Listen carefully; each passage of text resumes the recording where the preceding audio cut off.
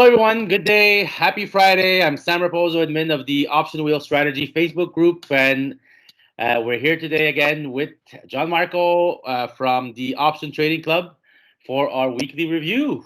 Gianmarco, we had a great start of the week, great first 4 days, and today, Friday, everything went down. Not everything, but a lot of things went down. So let's take a look of the Yeah, week overall on our indexes. yeah, absolutely. Let's have a look. Very interesting week once again.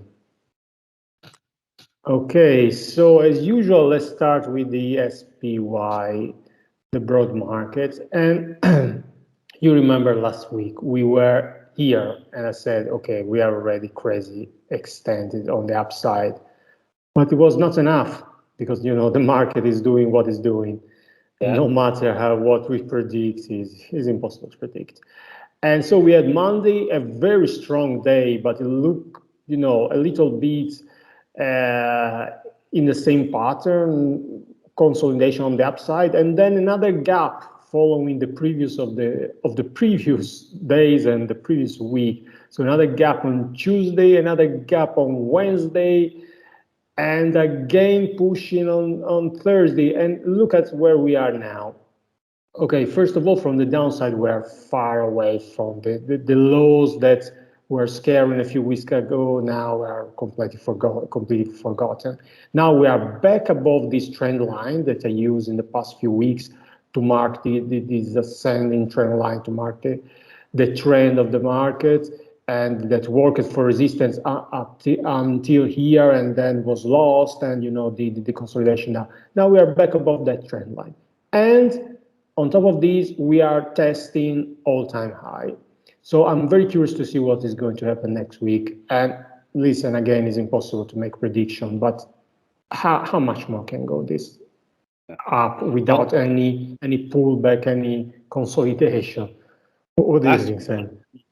last week we were talking about some consolidation that we thought that was going to come back down to a lower level, and we got it wrong. I guess they went even stronger. So who knows? But yes, Who market is knows? very unpredictable these days. Well, Yeah, it's absolutely unpredictable. And again, now the possibilities are two, or it breaks to new all-time high and then, yeah, maybe a little pullback, or maybe this is really working as a resistance and it will struggle and maybe we have consolidation. But again, it's fun I like to have a look at the broad market to have a sense of what's happening. I'm not in a style of trading where they do predictions, so my trading is not based on prediction, and I can do this because I sell option. But for sure, this market is really overextended on the upside. Not so much in the QQQ because also today the big techs like Facebook, Google, Amazon, they took a big hit. But again, no, I would say normal after all these trends again. But the techs are not back to all-time high, so they are lagging a little bit behind, while the Dow actually is to new all-time high. It break through and actually closed a tiny bit above, but is at the moment is the stronger area of the market. And the Russell, on the other hand, is way back, is the weaker. So again, a little bit careful because again, the Russell usually measure the appetite for risk and is not behaving like the rest of the market. So again, I would be very careful to go all in this sort of environment. But we'll see. We'll see what is going to happen next week. And the VIX is reflecting all of these. So volatilities are the bottom low. We are just above these limits, the 15 that I like to mark on the chart, because if you look back, it's been a while since yeah. we have been here. Is really pre-COVID, actually. That's we have this sort of levels somewhere in July, but otherwise we are very, very, very low volatility. Gianmarco, And is yeah, it fair to say, Gianmarco, that lower VIX lower premiums, but also safer, maybe premiums. Until anything change, yes. Right. I mean, so far to me, I like to diversify by time in my strategy. So I always do something. I don't stop because the market is overextended or because it's pulling back. I usually keep going. I have this sort of rotation in my system. But probably not the best scenario now to sell option, in my opinion, because the market is so extended on the upside. So some sort of pullback sooner or later is going to come, and volatility is going to expand. So basically, what does it mean is that if you enter now in a short position with an option selling a puts, for example, you don't get a big premium, and there is the risk if the market is going to pull back that the underlying stock maybe is going to pull back at the same time. So probably not the best time to go short with option. But again, I always do something. Also today, I enter a new position because of my style. But I much rather prefer to enter on deep red day when the market is pulling back and volatility is expanding because you Sure. get much better premium. Okay, so last week very busy because was the monthly expiration. This week not that busy, at least at the same level. In my position, I had four that were going to expire this Friday, and pretty smooth trades, I have to say. These are all cash secure puts, and none of them need an adjustment. Actually, I let them expire worthless. I had these on HPQ. I trade these underlying time and time again. Is one of my favorites. And these actually, because of the low price, is suitable also for people that have not huge accounts because it's pretty low price. And these are short-term trades, 9 days, 78 are analyzed return, $50 per contract. And then I did an intra-week play that is an earning play, a little bit aggressive, I have to say, but did well. Yeah, the annualized return is very skewed on the upside on the upside because you know when the duration is short, the annualized returns tend to be very high. So uh, mm, more than normal. It is very difficult to have this sort of annualized return on a longer time frame. But anyway, pretty sweet trade. Basically, what I did. Again, I do earnings when I like the overall chart setup, and it was the situation with STX. I enter around here. There was a little bit of indecision above this strike level, and I enter on purpose because of earnings, because volatility was inflated and very rich premium because earnings were coming. And yesterday, a solid green candle, but you know, with earnings, you never know. Yep. They were positive, and the market reacts positively and spike on the upside. So yes, Earnings, premium go completely. And yeah, earnings sorry. were this morning or last night for this one? Don't remember actually. Let me check. Good question. They were before market open today. Okay, Actually, were born. Yeah. that's good. And so anyway, another good trade. And then I had these a little more long duration. Actually, this I think was one of my suggestions of the previous week. Yeah. I think a couple of weeks ago.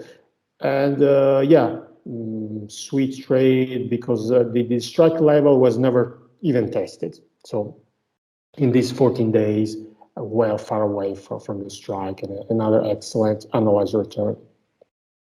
And these with this in ETF, I have also a spread open on this. That's for my community. And longer period. We are on the 3 weeks, another solid analyzed return. And again, The strike was never tested. So another no maintenance trade. So because you remember last week I discussed all these trade need adjustment, all of this really no adjustment at all. So yeah, this is the kind of passive income you can get from option because you do your due diligence, you analyze the trade, pull the trigger, and then just monitor and let it go. So if nothing bad happens, it's really passive income. Quick question. Quick question. Yeah. Sorry, Gianmarco, on this one. So your initial trade was October 22nd, 120 strike. You got Yeah. 220 per contract. And then what's Yeah. the second? Is it 11? This one is oh sorry, no, this is incorrect. Is actually is a bull put spread. Um, this is I played this later from the CSP. Is a bull put spread. Basically, I sold the 115 and I bought the put at the 110. This is the kind of play that I do inside the community because, of course, to play a cash secure put, you need quite a big collateral. Okay, while to do the spread, you need way less. And in the Discord community, because we have some of the members with limited capital, I try to give trade ideas that they can use also with smaller capital. Actually, I manage a small virtual portfolio that I started in May when we launched the community with $1,000. So, and I try to grow this account using just a spread that everybody that has a small account can follow. And actually, the portfolio is doing pretty well now. It's up 70% since then. Is basically what I try to do is to give people, because if you have a small account, what you normally do, you buy option because you have no money to secure a put, or maybe you do the more common path of buying option because with a small account you try to decouple the account in a month, okay, and you end up losing the money in the account. So I try to teach people in the community not to buy options, but try to stay on the selling side with the spreads. So because normally I really for myself I don't do spread. I mainly do the wheat strategy and the cash secure puts. So those are two different transactions. So there's one that expires. Absolutely. I keep on the same chart because it's inside the same instrument, but absolutely a different transaction. Yeah. Also, this is a different expiration as well. And it's good to know because that's only going to cost $500. So there's only $500 of risk on that one. I don't know what was the amount of the premium, but you only have $500 of risk, so you only need $500 in your account to kind of do one contract of that, and you get a small premium as well. I don't know how much it was. Exactly. Basically, I think for this one I got 67, I think or 61 in the $60 premium per contract. Pretty good. That is still pretty good. Yeah. It's still pretty good. And again, the spreads, they're very powerful for small accounts because they can compound very quickly. And they're working pretty well when you have a small accounts because they limit so much the amount of collateral and risk that you need to have. And lastly, I want to give an idea for next week. Actually, is a position that I have already opened, and that was another earning play on a stock WGO. This is in the basically they produce I think vehicles for recreation like camper or this sort, utility van or this sort of stuff, a recreational I think vehicle. and they were going to announce earnings. And again, I know these. I've played these underlying quite a few times with good success. Actually, it was one of the positions that I closed last week, and always at this 70 level. And so when I opened, it was just above earnings. Again, this is another very, very aggressive play. So be careful when you play this, especially with earnings. We see And that. I got, Yeah. yeah, the Good. premium was pretty good, and was actually, as I was mentioning before, it's difficult to get a annualized return quite high for a long duration like this. For a month, basically gets 50% is quite a lot. Again, this is projected annualized return because until the trade is closed, I don't know how much is going up to be. Anyway, the funny thing here is that earnings were amazingly good, but the market reacts the way that it reacts. Is not always in sync with the earnings. So the stock is actually pulling back, and for me that's fine. Maybe someone is following my trade in the community, start to freaking out. For me it's fine because there is a lot of time until its creation, so probably the stock is going to pull back at some to bounce, sorry, at some point. If not, there is again so much I can do to try and fix this. And if anybody want to do this, try to play this next week, I will of course keep an eye on the 65 level. The option chain is in $5 increments and only on the monthly. There is not a huge amount of volume, but still pretty good, pretty good. And of course, what's happened now is that the chart setup, in my opinion, looks very good because this level at 65, the company is very solid, and the fundamental evaluation, everything is there, and the chart setup is good. And actually, I like the fact that is pulling back with positive earnings, is going in the wrong direction, if you wish, the chart in comparison to the earnings and to the company. So in my opinion, that is a sign that at some point it's going to pull back. The only problem, if you play these after earnings, of course, you will not going to find this kind of premium. It's already done. Still decent to good premium, but not this amount. Probably you can get in the 20 to 25 annualized return. That with this chart setup is still pretty good. But anyway, this is just to give you an example of the trade that I opened this week that didn't go as planned, in the sense that even if the earnings was the expectation was beaten, the chart went in the opposite direction. And again, that is to tell that try to trade earnings is always a kind of gamble. So you need to be aware of that and be ready with a plan B in case the trade goes in the opposite direction like this. So, Gianmarco, let's talk a bit about the plan B, because I think there's a good opportunity here for you to teach us if you can. Yeah. So this trade expires the 19th of November. Okay. Yep.